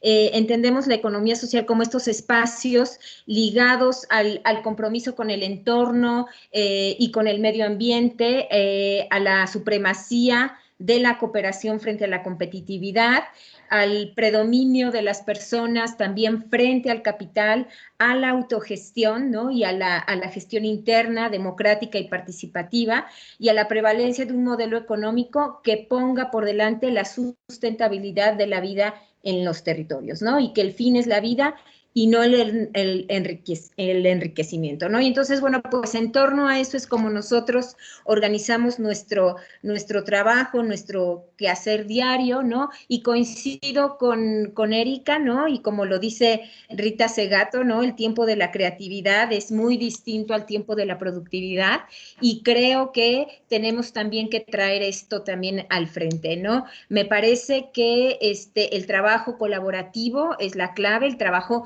también entiendo esta diferenciación que ya planteaba, me parece Giovanna, la diferencia entre colaborar y cooperar, ¿no? Ambos procesos me parece que son centrales para hacer investigación e incidencia social. Insistiría justamente en el trabajo transdisciplinario, multidisciplinario, en diálogo y en interlocución con diferentes actores, ¿no? Con gobiernos, con organizaciones sociales, con otras instituciones educativas, ¿no? Que también se manejan desde otros paradigmas, ¿no? Entonces creo también que hay formas diversas de narrar lo que se hace, ¿no? Un poco abonando a esta idea de lo cual y lo cuanti, ¿no? Creo que debemos también aprender a narrar de manera creativa lo que hacemos y también me parece que el arte, la cultura son herramientas fundamentales también para quienes hacemos investigación y que es otra forma también de acercarnos y de construir saberes, ¿no?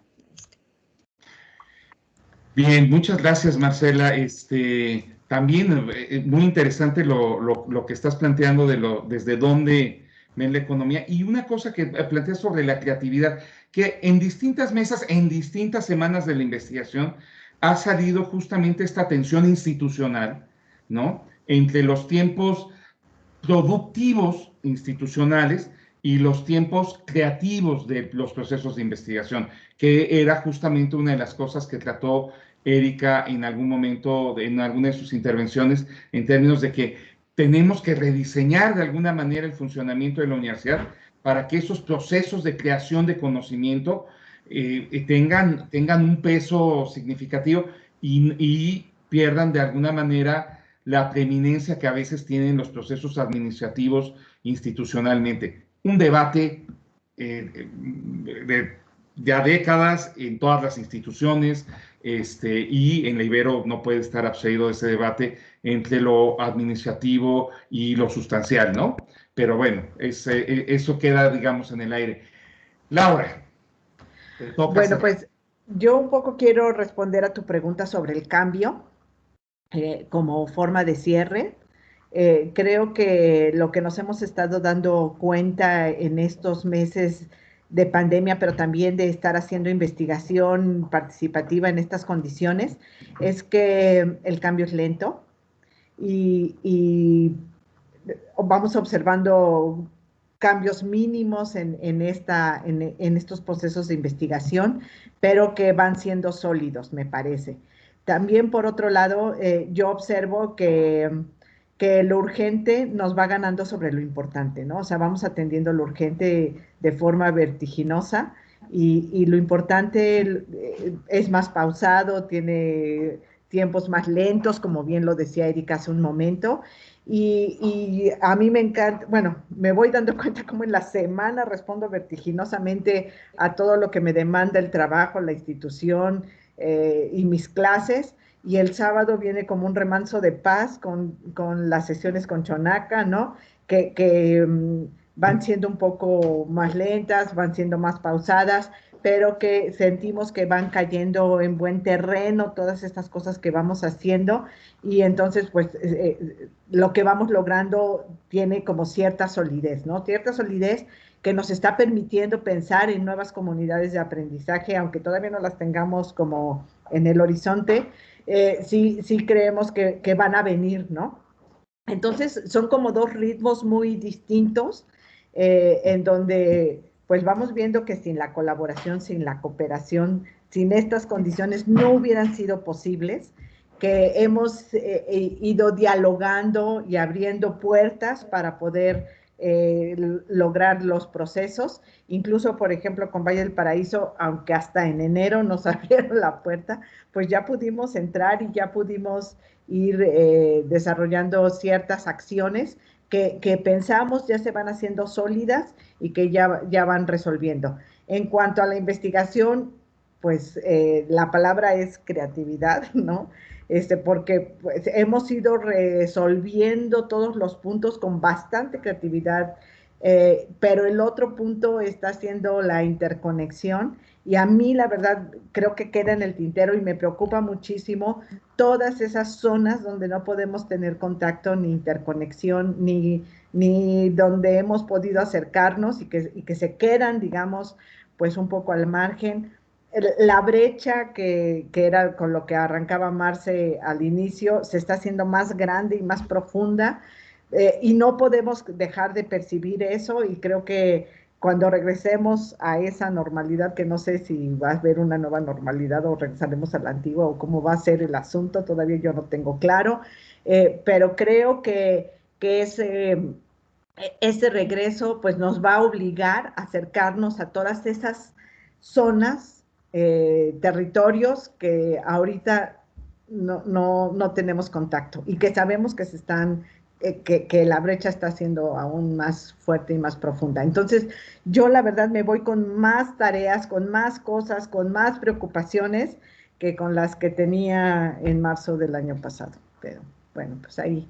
Marce, querías... Sí, yo quiero reaccionar un poco a esto que dice Laurita, porque creo que tiene mucha razón y me parece que tenemos que aprender a vivir con la pandemia, es decir, no esperar a que llegue la nueva normalidad. Ya estamos en este proceso, digamos, de otra forma de vida, y que creo que todos los días tendremos que estar pendientes, pues, de las transformaciones y de los cambios que tenemos que ir haciendo, ¿no?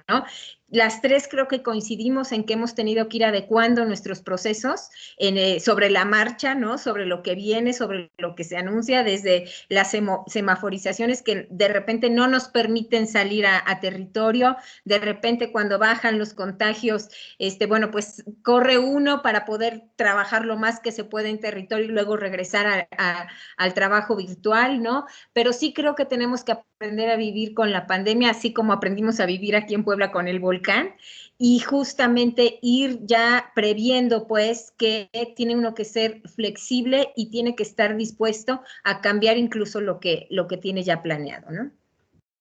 Yo también voy a reaccionar un poco a una cosa que decías, Laura, a ver, después de Erika, por supuesto, que incluso tal vez reacciona a eso que estoy pensando. A ver, Erika.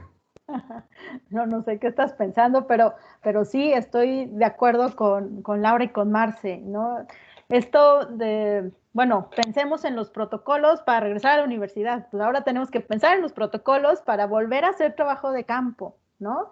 Y tenemos que sentarnos y con cuidado pensarlos más allá de la logística misma de cómo van a ir los estudiantes, cómo vamos a ir como investigadores. Tenemos que pensar, además de esa logística, para evitar contagios, porque quién sabe cuándo nos llegue a nosotros, a este grupo de edad, la vacuna, tenemos que pensar en cuidar nuestra salud mental. Perdón que esté yo metida en esta cuestión, pero es tan importante cuidarnos. Si vamos agotados, si vamos desgastados, quemados, de verdad, pues, ¿cómo vamos a hacer lo que queremos hacer, ¿no? Pensemos en los protocolos que vengan y pues no esperemos a que nos llegue en la realidad. Ya estamos en esta realidad. Pues sí, efectivamente reaccionaste a lo que yo pensé, que si una de las cosas de las que estábamos hablando era justamente la de cómo promover la salud mental y eso, ¿no? ¿Y cómo promovemos la salud mental en nosotros? O sea, de veras, aprovechando el sábado y el domingo para hacer lo demás, ¿y en qué momento quedamos como personas? ¿No? ¿En qué momento atendemos a nuestras necesidades personales, familiares, del hogar? O sea, todo es lavar trastes, trapear, recoger y trabajar, y también sábados y domingos. Bueno, no sé, yo creo que eso no favorece la salud mental, pero probablemente Erika tendría que hacer una investigación al respecto. Y eso tiene que ver mucho con la incapacidad que ha tenido, me temo, la universidad de realmente tomarse el asunto del estrés laboral en serio y trabajarlo, ¿no? No es un asunto de llenar cuestionarios, es un asunto de ver realmente cómo están siendo las dinámicas, porque efectivamente, pues sí, quemando a los cuadros, pues difícilmente llega un momento en que se revienta. Entonces, no sé, bueno, ya vi que ya reaccionaron Laura y Marcela de nuevo. A ver, cualquiera de las dos que quiera tomar la palabra primero. Primero, Marce. Bueno, yo diría Miguel, y eso ya tendremos que hacer un foro. Yo creo que posteriormente los hombres están viendo la feminización laboral total, porque históricamente también las mujeres llevábamos nuestro propio trabajo de cuidado al trabajo en la oficina, y ahora lo que está sucediendo es que el trabajo de la oficina se va a la casa. Ciertamente, para las mujeres es mucho más pesado, no digo que para los hombres no, pero ciertamente por el tema de las labores de cuidado de los hijos, del cuidado de la casa, etcétera, pero que ya nos pasaba a las mujeres cuando al revés teníamos que llevar a nuestros hijos a la escuela, ¿no? Entonces, creo que cuando justamente se cruzan esos límites del trabajo, digamos, productivo o del trabajo fuera del hogar y dentro del hogar, es cuando hay ese agobio, ¿no? Que ya lo hemos vivido quienes somos mamás y llevábamos bebés a nuestros hijos al trabajo, y que ahí me parece que hay un tema de reflexión y de discusión que yo creo que por ahí podrías empezar a organizarte un forito, Miguel. Ahora, eso ya existía antes de la pandemia, pero sí, se ha intensificado de una forma. Y hablando exactamente de las mujeres, efectivamente son quienes llevan la peor carga porque, por ejemplo, sobre todo las que son mamás de niños chicos y tienen que darles acompañamiento escolar porque ahora están en la casa, pues están en una situación muy difícil. Y digamos, en nuestro contexto hay cierta flexibilidad y lo podemos enfrentar. En otros contextos, la dificultad es absoluta. No se pueden hacer las dos cosas. No se puede ir la mamá, y digo la mamá porque generalmente es en quien se deposita esta responsabilidad, a trabajar y los niños quedarse. O sea, claro, ahí se vuelve, lo cual, uno de los efectos de la pandemia es que está disminuyendo la participación laboral de las mujeres, ¿no? Entonces, bueno, esa es una de las cosas. A ver, Erika, a ver, Laura iba y después Erika. Bueno, yo no sé ¿Viste qué si está provocadora disminuyendo fuiste? la participación de las mujeres. Yo creo al revés. Se ha incrementado, o sea, La participación laboral en el mercado laboral, no es que trabajen menos, o sea, sino la participación en el mercado pagado de trabajo, no en obviamente el trabajo doméstico se ha incrementado, pero es un trabajo no pagado. sí, bueno, tú tienes Lamentablemente. más datos, pero mira, por una situación de salud por la que yo atravesé, tuve que ir al hospital. En el mercado, en el hospital, había muchas más mujeres trabajando que hombres. En nuestra universidad, habemos muchas mujeres trabajando, también hay muchos hombres trabajando, pero yo me voy topando con más mujeres. En las comunidades de aprendizaje me voy topando con más mujeres. O sea, por eso como que me suena raro eso que acabas de decir, pero tú tienes los datos, Los números lo ¿no? muestran claramente, ¿eh? Sí, pero y a lo mejor es el trabajo remunerado. Exactamente. Pero Eso no quiere decir nosotras, que trabajen menos. nosotras nos vamos encontrando y vamos teniendo contacto con muchas más mujeres que hombres. Bueno, en la comunidad de Chonaca hay un buen número de hombres que están participando en las comunidades de aprendizaje, pero las que llevamos la batuta somos mujeres. Entonces, bueno, pues es interesante y bueno, también a mí me parece como muy cabal tomar en cuenta todo esto que nos dice Erika sobre el estrés laboral y sobre nuestro propio cuidado, ¿no? Yo tengo que decir que a mí la verdad, la investigación de comunidades de aprendizaje me rompe con lo que voy haciendo todas las semanas entre el trabajo en la Ibero y el trabajo en mi casa, ¿no? En que tengo que ahorita, cuando acabe esta plática, tengo que levantarme a hacer la sopa para que podamos comer a las 2 de la tarde, ¿no? Porque ya se acabó la comida que hice el domingo. Entonces, pero yo me organicé para hacer comida 2 días a la semana y tener comida el resto de la semana. Y la limpieza de la casa y todo lo demás, pues sí, lo tenemos que ir haciendo y lo tenemos que ir resolviendo nosotras. Recibimos ayuda, sí, pero la batuta la seguimos llevando nosotras. O sea, y ahí está pues la cosa muy, ya me estoy saliendo del tema, pero pues Bueno, ya entramos a un tema. vamos resolviendo todos los temas al mismo tiempo. Y eso es lo que nos tiene muy abrumadas, pero sí creo que vamos rompiendo, que vamos teniendo ciertas actividades que nos ayudan a romper. Y para mí lo que me ayuda a romper y agarrar ritmo otra vez es la investigación de comunidades de aprendizaje. Incluso precisamente porque tengo que tener diálogo para tomar decisiones sobre lo que sigue, sí me ayuda a romper. Eric y Marcela, les voy a dar la palabra, pero ya no se las voy a volver a dar después. Entonces, siendo muy breves, porque ahora ya teníamos bastante tiempo, pero ahora ya se nos empezó a cortar, siendo muy breves, digan lo que tengan que decir, por favor, Erika. Marcela, para que cierre Erika por la cuestión que estamos tocando, me parece que... Sí, solamente decir que creo que el trabajo de Laura y el de Erika, ¿no? Así como lo hemos estado compartiendo, creo que nuestros equipos de trabajo, nuestras comunidades de aprendizaje, no solamente son de trabajos, también son comunidades afectivas, ¿no? Que justamente nos acuerpan y nos permiten además seguir funcionando, digamos, emocionalmente de manera adecuada, ¿no?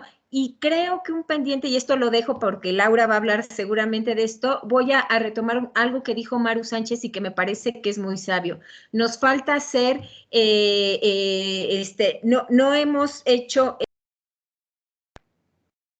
Ya no te oímos, Marcela. Se apagó tu micrófono, Marce. Marcela, no te estamos oyendo. Por favor, activa tu micrófono. Perdón, algo que rápidamente, no sé por qué lo apagué, pero bueno, algo que me parece que Maru Sánchez dijo y que es clave, es que necesitamos hacer el duelo del futuro que no fue, ¿no? Y que eso también es una carga extra para quienes estamos acompañando también a nuestros hijos, ¿no? Nada más. Qué bonito que digas eso de que las comunidades de trabajo son comunidades afectivas. Creo que también es una diferencia de género.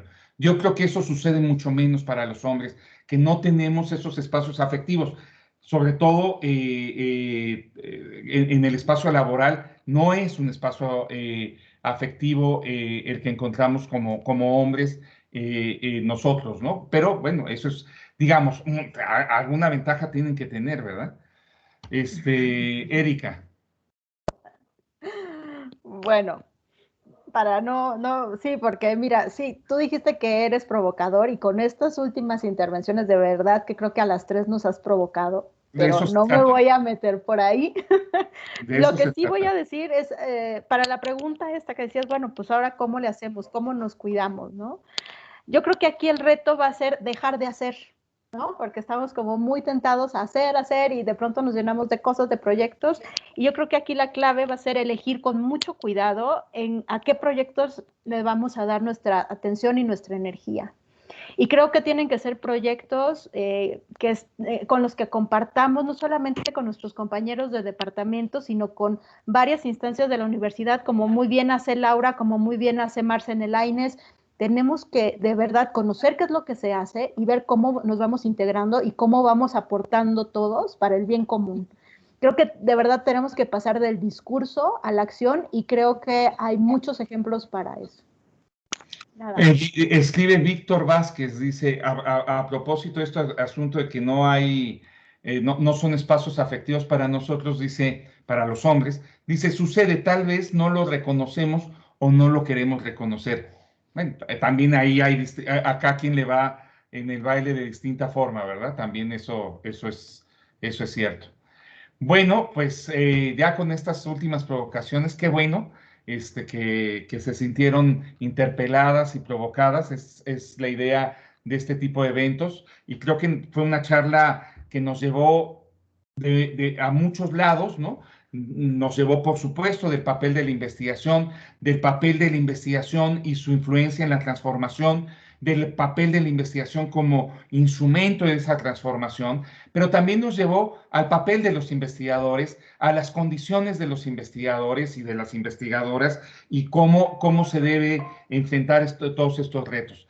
Pues yo les agradezco mucho, ha sido un panel de lujo con tres extraordinarias doctoras, la doctora Erika Iliana Escalante Zeta, la doctora Laura Angélica Bárcenas Pozos y la doctora Marcela Ibarra Mateos. Me siento honradísimo de haber podido compartir este panel con ustedes. Y a nombre de la Universidad Iberoamericana, de la Dirección de Investigación y Posgrado, les agradezco mucho a todos los que han asistido a este evento de la Semana de la Investigación y que han podido compartir con nosotros esta charla. Sin más, les deseo una buena tarde y que coman muy rico el día de hoy. Saludos a todos.